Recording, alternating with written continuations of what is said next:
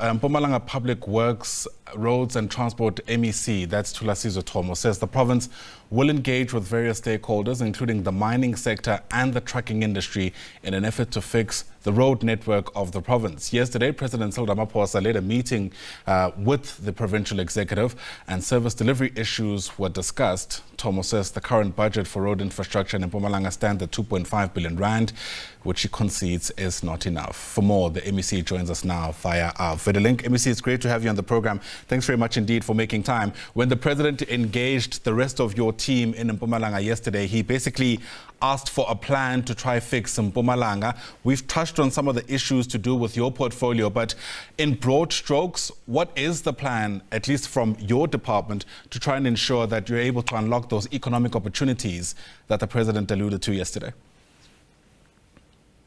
Well, thanks, Ayanda. Thanks and greetings to yourself and the viewers. Yesterday we met with the President and the entire members of the cabinet that were part of that particular meeting. To one, give the state of service delivery. Secondly, to give the socio-economic status of the province. But with regards to infrastructure, we have agreed, or rather the President advised, that we ought to try by all means necessary to reach out to the private sector to create some kind of collaboration and private-public partnership as part of ensuring that we strengthen ourselves on infrastructure. So that is what we have been doing as the department. During August, I went to Johannesburg and meet with the mining industry. And I can tell you now and confirm to the people of South Africa in Mpumalanga that at least we are getting feedback from the people of the industry, and they are assisting. So there are some roads that we will be actually constructing together with the mining industry. Of course, the overall objective is to turn the entire country into a construction site, but that's not really going to happen if investors don't feel like their money will be safe. It leads us to speaking about things like the construction mafia, which have been a big issue across other parts of the country, Gauteng, the Western Cape, parts of KwaZulu-Natal. How big an issue is that in your province, though? Well, in Mpumalanga, we are not highly affected by that, but part of what we have noted, or part of what I've noted since I've arrived in the department, is that we need to just strengthen our own internal controls, and so that we can expedite projects and to be completed on time. But also, part of what was picked by Auditor General and even the yesterday meeting indicated that we need to strengthen ourselves, especially as it relates to project management. So we are assisted by the Premier doing that, looking into proper ways on how we can strengthen ourselves internally in public, in a project management unit. So that is what we are doing. But as it relates to construction mafias, it is not that severe as compared to Eastern Cape and KZN. But we participated last month in the summit that was held in ICC Durban, which was dealing with this subject of construction mafias. And we're taking an approach from national up until to all the provinces. So we'll be applying the same approach even here in the province of Mpumalanga. Yeah.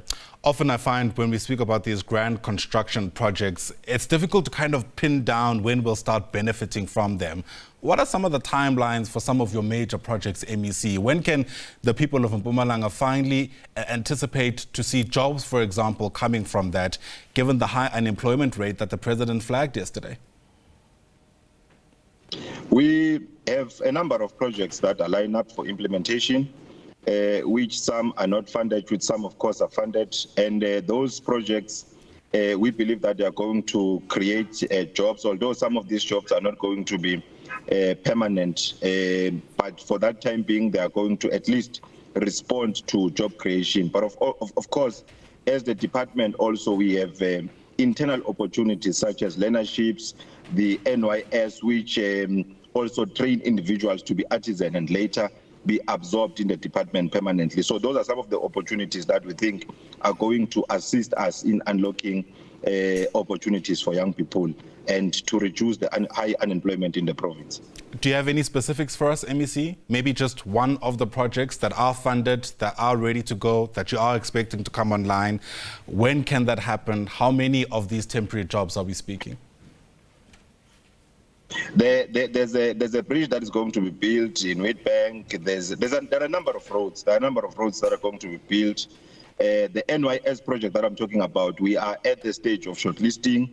The other opportunities, I cannot be specific in terms of time, but there are projects that we are unveiling on a daily basis, and we will be even handing over some roads that are completed even on Friday. Next week, we will also be doing some sort turnings as part of unlocking some of these opportunities. So these are ongoing, but we do commit that jobs are going to be created in the long run. So, MEC, you can't even speak to me about one of these projects with specific timelines. No, I'm saying to you, there are projects that are already, we have already done sort turnings. In Pushback Ridge, there's Zoetnog that we've just recently opened, that is why I'm saying to you, these are not going to be permanent jobs, but these are going to create temporal opportunities. So sustainable jobs, we are talking about this NYS project, which trains people to be artisans and later be absorbed. And I'm saying to you, we are already on a shortlisting process. People are to be appointed very soon, and they will be part of the department. So these are some of the projects and programs that we have as a department.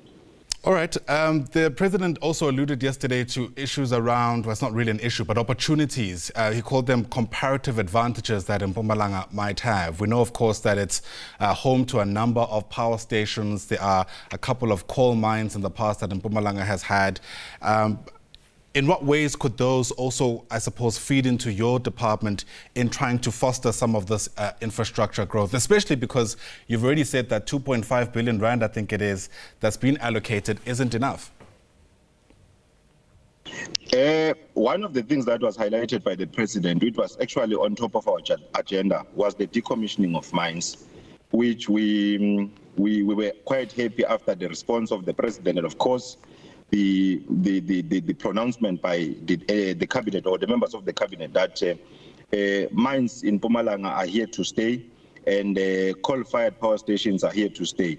So these are some of the things that we believe are going to assist us in creating jobs and growing the economy of the country, because you would know that 70% of the generation of power is coming here in Mpumalanga, and this is one of the major contributors into the GDP of the economy of the country and the province. So this is one area which we think it's our competitive advantage and is going to assist us. And tourism, of course, and other areas that the president and ourselves have spoken to yesterday.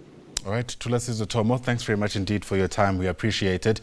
The MEC there of Public Works, Roads and Transport in Mpumalanga. Once again, thanks very much indeed.